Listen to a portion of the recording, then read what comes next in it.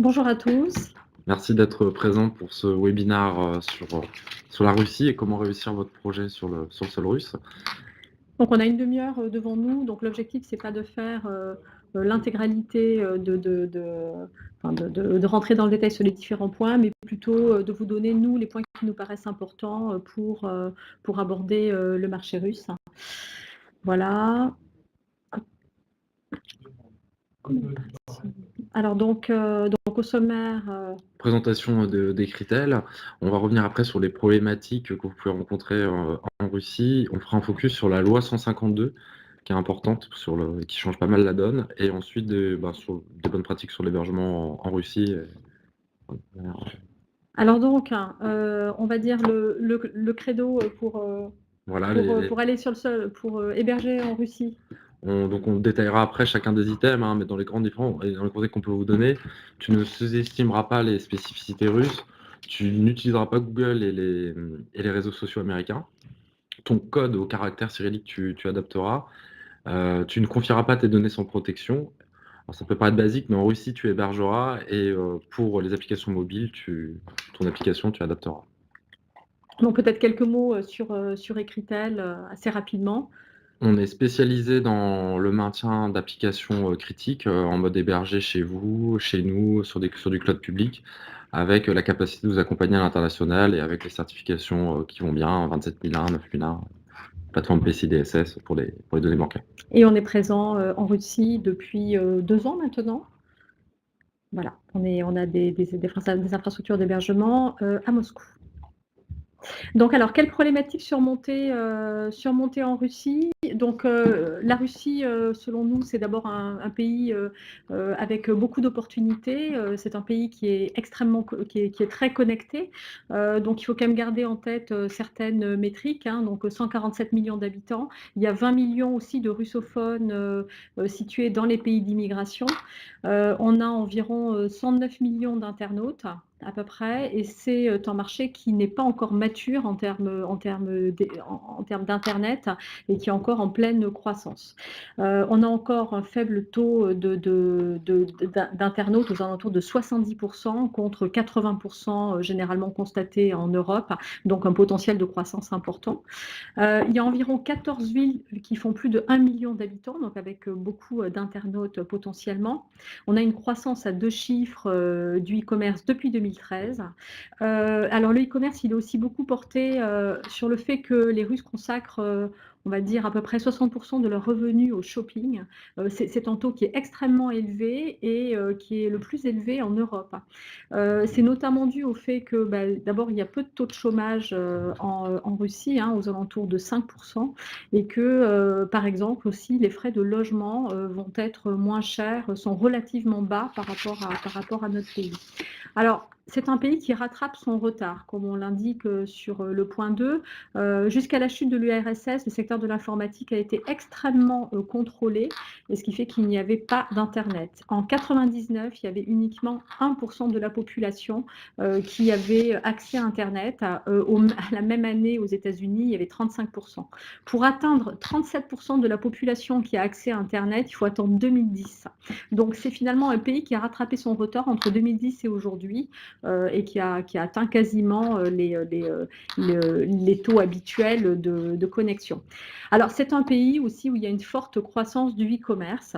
Ce qui s'explique par trois facteurs, trois mécaniques. Il y a l'augmentation du nombre d'internautes. Alors en Russie, il y a environ 50% de la population qui va utiliser Internet. Généralement, dans les pays qui sont matures en termes d'Internet, il y a environ 75% de la moyenne des Européens qui utilisent Internet. Donc ça laisse potentiellement une augmentation de 25% à attendre les prochaines années pour atteindre la maturité du marché. Il y a aussi la conversion des surfeurs en acheteurs. Alors là aussi, en moyenne, je crois qu'on a 40% d'acheteurs en Russie. Sur nos pays qui sont matures, en Europe, on constate 60% d'acheteurs parmi les internautes. Donc là aussi, encore 20% de croissance à atteindre en termes de acheteurs pour ces prochaines années. Et le dernier levier, c'est l'augmentation du panier moyen. En Russie, il est actuellement aux alentours de 590 € par an. Pour comparaison, en France, le panier moyen, il est de l'ordre de 1 625 € en 2014, qui est une donnée un peu vieille. Mais donc voilà, ces 3 éléments, en fait, ils s'additionnent et ils font que ce marché en forte croissance va fortement se développer les prochaines années. Et voilà.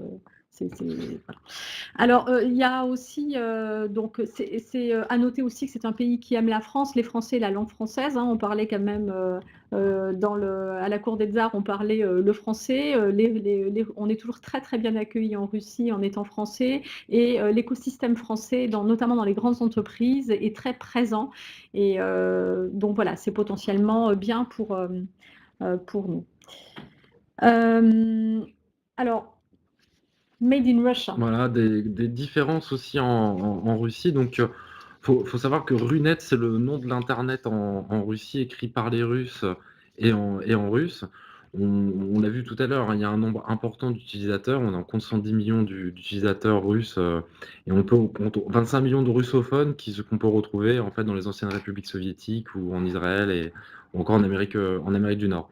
Donc il n'y a pas vraiment de grande muraille, hein, comme on peut avoir en Chine, mais on retrouve des acteurs locaux très puissants.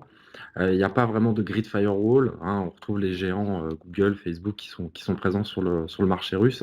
Mais pour des raisons culturelles, finalement, ils n'arrivent pas à percer. Donc ça s'explique par le barrière de la langue, des services qui ne sont pas spécifiques à la Russie.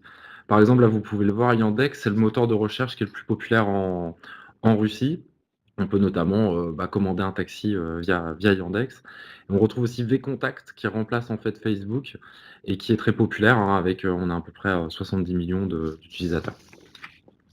La connexion mobile aussi, encore une fois, qui est très forte pour la Russie.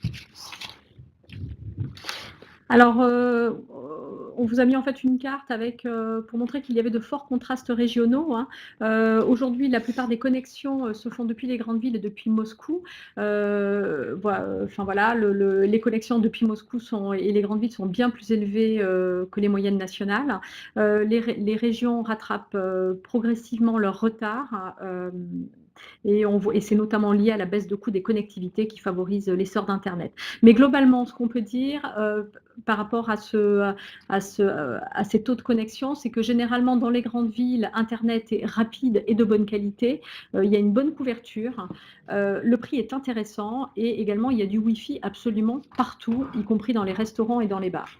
Petite anecdote, hein, le métro de Moscou, c'est le premier au monde à proposer un Wi-Fi gratuit dans toutes les rames, hein. C'est donc notamment possible via les lignes sur Mos Metro Free, hein, qui permet d'avoir du Wi-Fi partout. Donc voilà, beaucoup de potentiel pour ce marché russe. Bon, quelques obstacles. Donc là, on n'est absolument pas exhaustif sur ces obstacles-là. En termes de e-commerce, les principaux obstacles vont être la grandeur du pays en termes de logistique. Ça va être peut-être compliqué à gérer tous les aspects logistiques. Également, les frais postaux. Alors, c'est en voie d'amélioration, mais les frais postaux étaient réputés pour être très chers en Russie. Donc, attention à ne pas négliger ce poste-là. On signale aussi un manque de ressources humaines au niveau du e-commerce. Et également, un point qui est important et qui est valable à peu près dans tous les métiers, c'est le marché local. Finalement, il y a une mauvaise maîtrise de l'anglais. Il y a il y a environ 12% des Russes qui parlent anglais, ce qui reste encore assez faible et qui peut être un frein au développement du e-commerce. Alors, on va rentrer un peu plus en détail sur la loi 52, la localisation des données personnelles. Alors, voilà, donc c'est une obligation d'héberger sur le sol russe depuis 2015. Mais il y a une vraie, pour une introduction, il y a une vraie paranoïa autour de la cybersécurité en Russie. D'après le Courrier de Russie, malgré le fait que ce soit régi par la législation fédérale, on compte à peu près sur le marché noir en Russie 30 millions de roubles de données qui circulent sur le marché noir, et on compte un Russe sur 10 qui serait victime d'un hacker. Donc ça, c'est des résultats, hein, qu'on retrouve notamment menés par le MFI Soft en novembre 2016. Voilà, donc la loi fédérale russe, elle apporte finalement des modifications à la loi 152 qui date de 2006 sur les données personnelles et elle oblige les entreprises à stocker sur le sol russe les données personnelles des citoyens russes. Donc il y a un organisme de contrôle qui a été mis en place pour ça, qui s'appelle la Rotskomnadzor. Donc cet organisme a le droit de vérifier, en vous prévenant ou pas d'ailleurs, de vérifier si vous respectez les exigences de stockage local des données personnelles.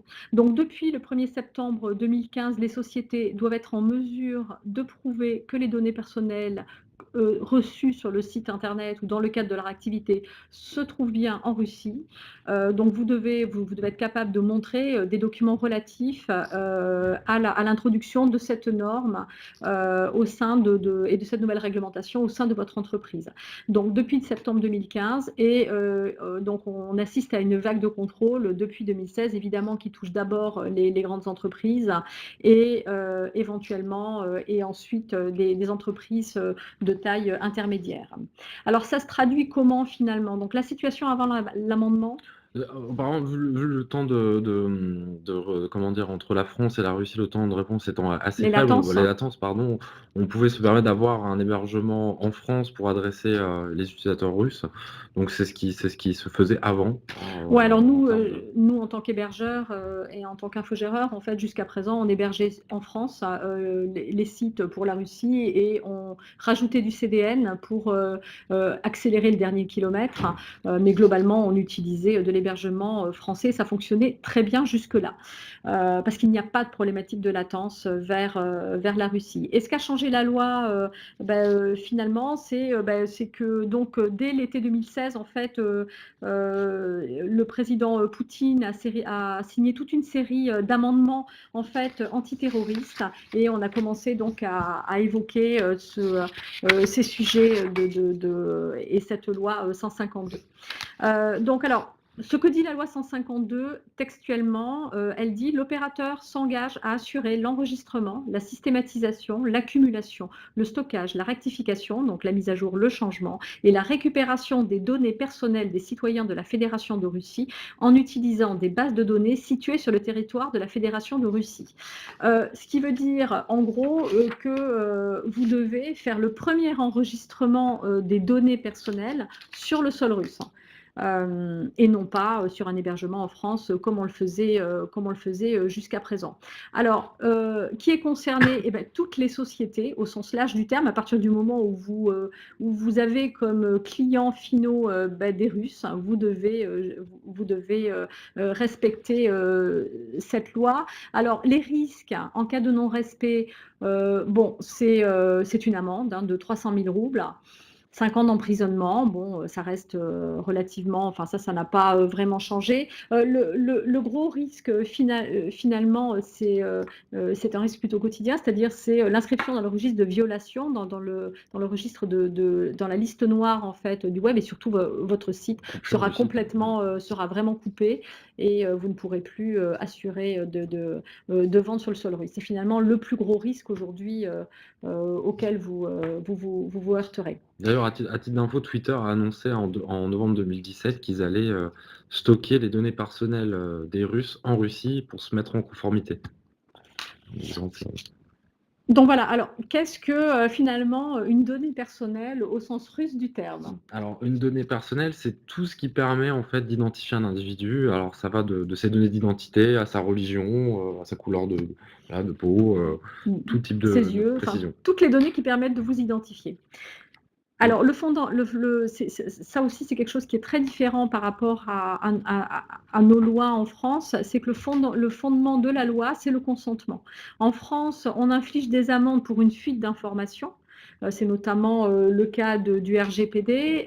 En Russie, on punit l'absence de consentement des personnes physiques pour le traitement de leurs données. Donc c'est vraiment important d'avoir l'autorisation écrite ou par voie électronique des utilisateurs pour le stockage de leurs données.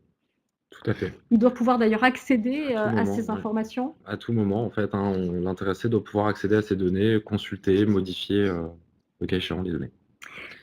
Les données de cross-boarding aussi Sont relèvent de cette loi-là. Et en revanche, il y a certaines activités à Internet qui sont exonérées. Alors, on prend souvent l'exemple des billets d'avion. Seules les données constituées après le 1er septembre 2015 sont concernées. Alors, concrètement, quel est l'impact en fait pour l'hébergement et l'infogérance des sites internet? Ben, c'est que, comme on l'a dit, ben, en fait, le premier enregistrement doit se faire sur le sol russe. Ça sous-entend en fait que tout ce qui est donc c'est la base de données dont on parle, c'est une base de données au sens large, c'est-à-dire ça peut être aussi un fichier Excel. Un fichier Excel, c'est une base de données. Donc le premier enregistrement doit être fait sur le sol russe. En revanche, après, vous pouvez exporter, backuper, consolider, batcher, faire tout ce que vous voulez à partir du moment où ce premier enregistrement sera fait sur le sol russe. Voilà, en fait, c'est le gros changement. Et bien, évidemment, utiliser des fournisseurs qui sont répertoriés par la Roskomnadzor et qui auront les moyens d'avoir en fait des certifications prouvant bien que les données sont stockées sur le sol russe. Donc finalement, en pratique, pour héberger sur le sol russe. Alors, on commence par la partie, en fait, choisir un nom de domaine, hein, qui est la première étape.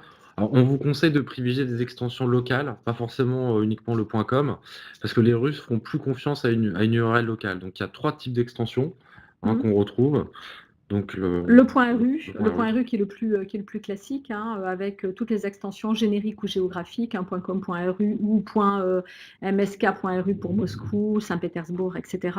Le .su qui est assigné à l'Union soviétique et qui est encore le vent en poupe, et le .cyrillique qui est plutôt en expansion également, et donc nous, évidemment, nous vous conseillons plutôt de réserver un maximum de noms de domaine avec les extensions qui vont bien, comme vous le voyez sur ce slide-là, de façon à éviter toute utilisation de votre nom.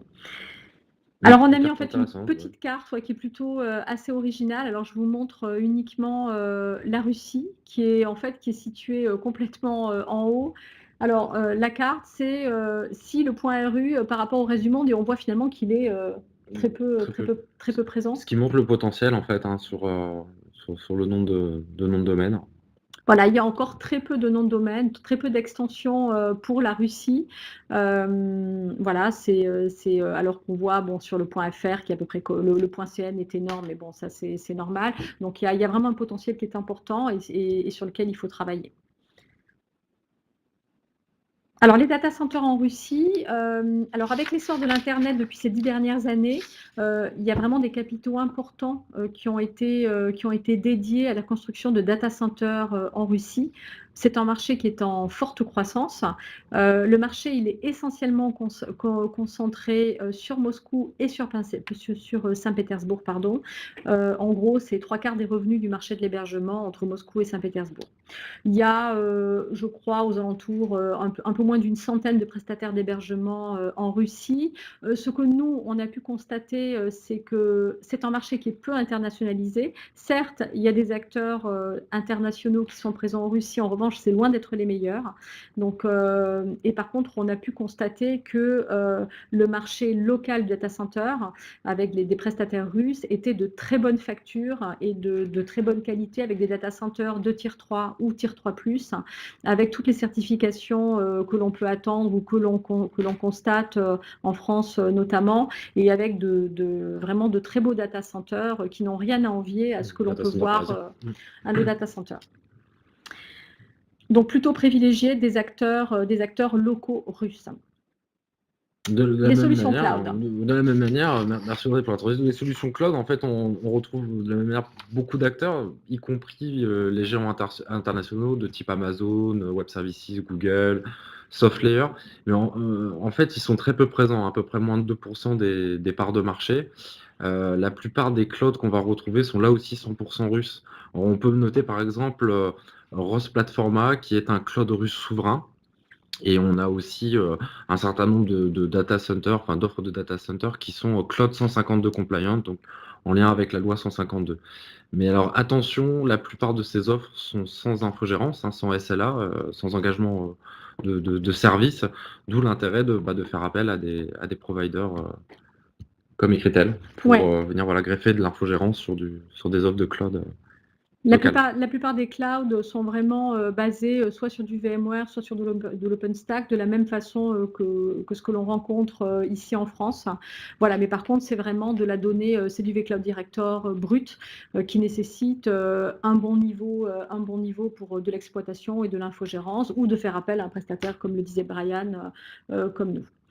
Voilà, donc plutôt là aussi des acteurs assez intéressants en Russie. Et enfin, le CDN. Donc le CDN, ça sera vraiment mandatory aussi pour aborder le marché russe, hein, parce que c'est un grand pays et que, évidemment, on va se retrouver avec des latences si on veut couvrir l'intégralité, si on veut sortir du marché uniquement sur les grandes villes, Moscou, Saint-Pétersbourg. Donc là aussi, sur le CDN, nous vous conseillons vivement de travailler plutôt avec des acteurs locaux.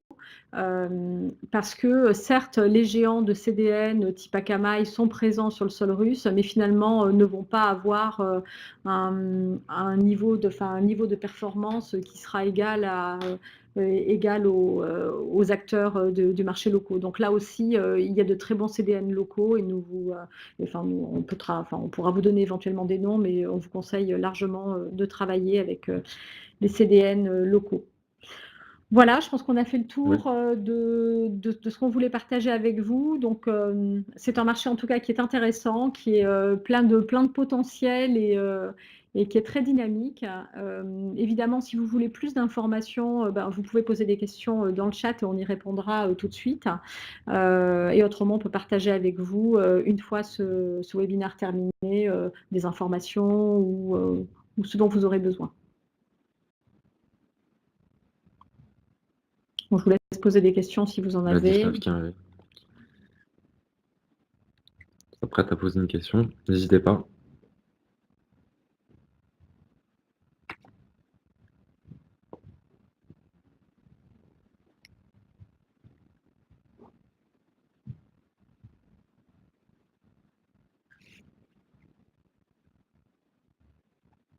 Ça doit être une longue question.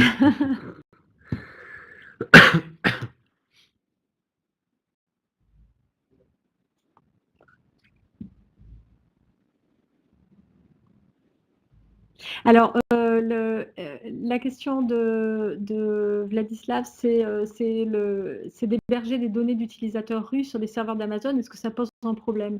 Alors, il faudrait reprendre exactement la carte de présence d'AWS en Russie. Si AWS a un data center physique en Russie, ça ne posera pas de problème, à condition évidemment de limiter la zone géographique, l'activation uniquement sur le sol russe. En revanche, s'il n'y a pas de data center d'AWS sur le sol russe, évidemment, ça ne sera pas possible. Ça ne sera pas possible et nous invitons à utiliser un autre provider.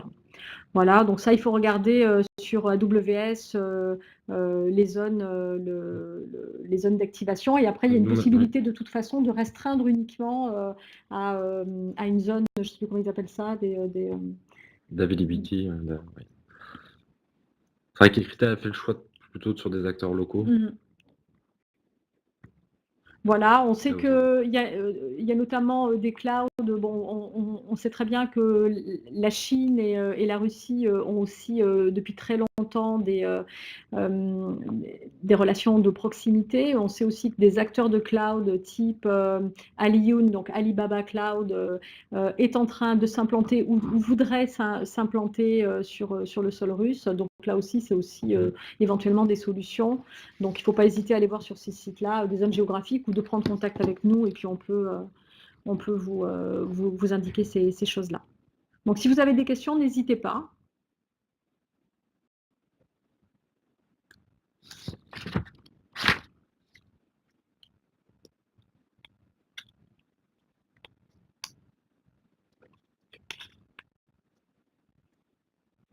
Bon, je pense que si Si plus personne n'a des questions, on va peut-être Merci pour votre clôturer là. participation et on reste à votre entière disposition pour voilà, pour Voilà. avancer si vous William, Merci à vous. merci. Et puis, on vous met à disposition le PowerPoint sur Webikeo si vous voulez le télécharger.